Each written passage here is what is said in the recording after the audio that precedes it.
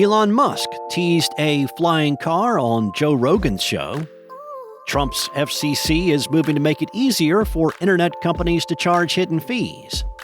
And you can now buy Anbernic's budget DS clone, but don't get your hopes up for 3DS emulation. It's Monday, November 3rd, and here's a quick look at tech in the news this morning from Engadget.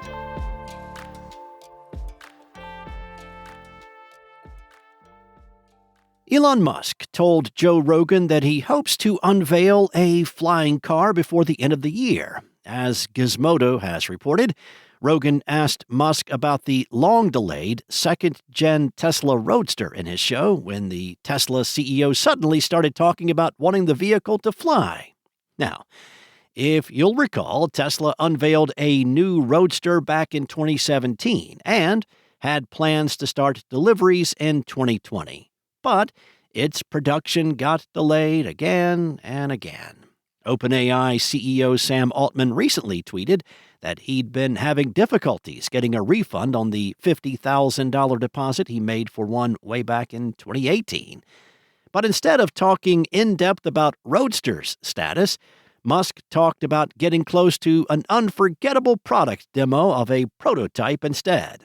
He was giving Rogan vague answers in the interview, but he eventually said, well, my friend Peter Thiel once reflected that the future was supposed to have flying cars, but we don't have flying cars. I think if Peter wants a flying car, we should be able to buy one. He didn't want to divulge all the details in the show, but he claimed that the vehicle Tesla is supposedly working on contains crazy technology. Musk said he wasn't sure it's a car, but that it looks like a car. He didn't want to answer when Rogan asked if it had retractable wings or mentioned if the vehicle would be a vertical takeoff and landing aircraft.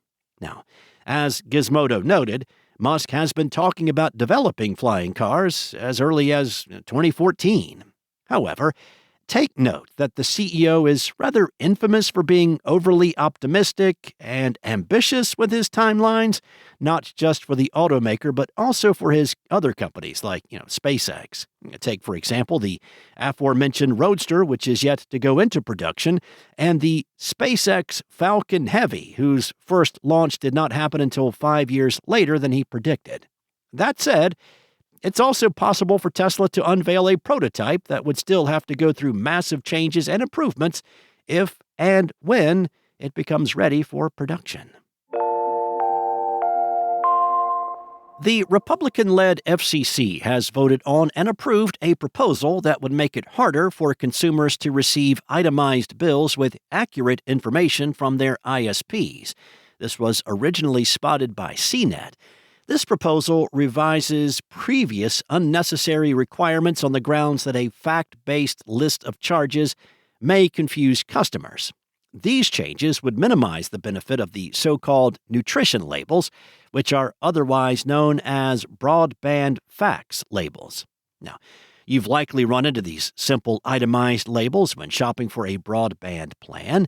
They tell consumers exactly what we're paying for, even if it may confuse our fragile little minds. The FCC passed a notice of proposed rulemaking, an NPRM, on October 28th that would significantly scale back the broadband facts label. ISPs have been required to publish these labels since April of 2024. All Republican Commission members voted to approve the change, while the lone Democrat dissented. As previously noted, this is technically just an NPRM, so it's not a done deal just yet. There will be a final vote in the near future, though, but it's expected to pass given the political makeup of the commission. Once passed, ISPs will no longer be required to read these labels over the phone to customers, make them available in account portals, or give a complete accounting of fees to customers. The FCC previously stated that these transparency requirements are unduly burdensome and provide minimal benefit to consumers.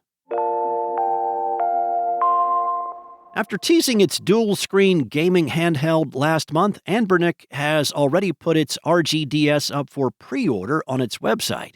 When the Anbernic RGDS was revealed for the first time, the handheld maker only hinted at a price range of less than $100.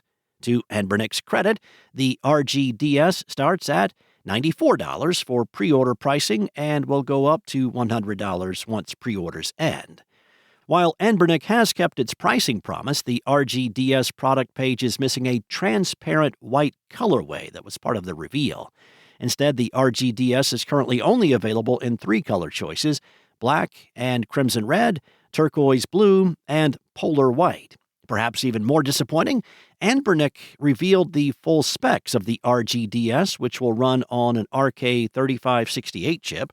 The chip should handle Nintendo DS emulation without a problem, but it will likely struggle to run even the least intensive 3DS titles. However, Anbernic posted some gameplay demos that show the RGDS running 3DS games like Shovel Knight, Harvest Moon: The Tale of Two Towns, and Rune Factory 4. Besides the chip, the RGDS is built with 2 4-inch IPS displays that have a 640 by 480 resolution. The twin displays support touch and capacitive stylus input, unlike other dual-screen handhelds. To round out the design, Anbernic included a 6-axis gyroscope and a button that switches focus to either display. The Anbernic RGDS will run on Android 14, and you should expect to get roughly 6 hours of battery life thanks to a 4,000 milliamp per hour battery. Anbernic says it will start shipping RGDS pre-orders before December 15th. Thanks for listening. There's more to these stories and more tech news at Engadget.com.